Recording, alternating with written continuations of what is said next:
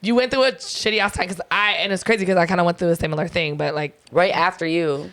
Right after, wasn't that weird? It was like, I think I had went through a similar situation, but I didn't have to deal with the person in my house. So a lot of you guys have seen it, the TMZ video where somebody like broke into your house with a gun and robbed you. And the shit was like fucking nuts, especially because like me being like one of your closest friends at the time, we just got back from Bali, right? Was it before Bali? It was right after Thanksgiving. It was like 2 days after Thanksgiving. So we had got back from Bali, a content shoot in Bali, like the end of October, and it was like maybe a week or two later, and like she's like calling me fucking losing her fucking mind, like, bitch, I just got robbed. Like, I think I was like the second or third person you called. So it was like, I'm like, what the fuck? Do you need me to come? And you're like, no, my mom's on her way. It was like crazy, but that shit was just scary even for me because I had literally came home 2 weeks before I went to Bali. I came home and my entire apartment was empty by somebody that I knew. Like, it was like a homegirl of mine who was like renting my guest room. Literally cleared out our house. And I mean, when I say cleared out, it's like they took this and they took this and then like every fucking thing was gone. The only thing I had left was 2 suitcases of clothes, a mattress because I had one of those real heavy like memory foam type of mattresses. Like, they're like, we don't know anyone to carry this. Yeah, bitch. You can't carry it unless you got like 5 strong movers.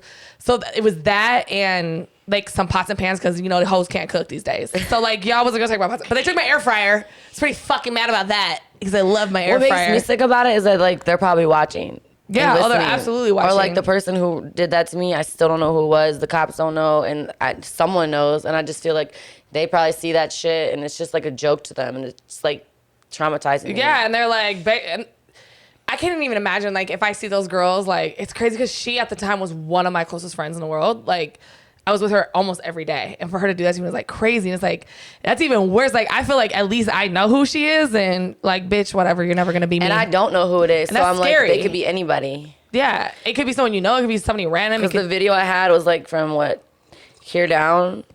Yeah, and which, by the way, is for your dogs. It was for my fucking dogs. Yeah. Like, people just wanted to say people said a lot of nasty ass fucking things, and being your friend, you always like hear all the bullshit. And you're like, like whatever. Danny called me as soon as it happened, so I know how she really is. Like, I don't know. It was crazy, but people said some nasty ass fucking things. And for the record, when you have dogs and you love them like we do, because we don't have kids, we're in our 30s, we don't have babies, they become our children.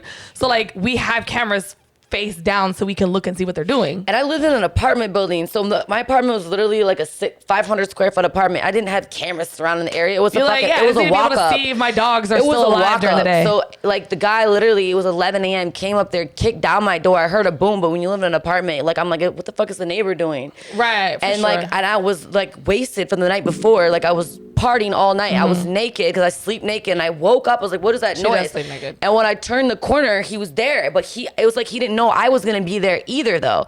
It like, was by weird. the video. It was like he was startled. He was shocked. So that's why it scares me even more, because he didn't have a mask on and he was scared of me. So I was seemed like he could have shot me easily. Might have known someone who thought. And that then people are like, oh, if you should have had a gun. No, I shouldn't have, because if I would have turned the corner with the gun, he would have fucking killed me first. Like, there's so many things that people say, but when they're in that situation, you have no fucking idea what you would actually do. Absolutely. So for the record, I didn't actually know or think that someone was in there. I just heard a noise, so I like got up like naturally and turned the corner. And you're in general pretty groggy when you wake up. Like when we I was drunk. Like, have you ever woke up drunk? Like, yeah, you don't know what the first one is. It seems like a dream. And not only that, you would had just went to sleep and you don't even remember going to sleep. Like, I did that day. Like, I went out and partied with like one of my girlfriends who I thought was my girlfriend, and the last thing I knew, her and her boyfriend left my apartment, and I locked the door and I went to sleep.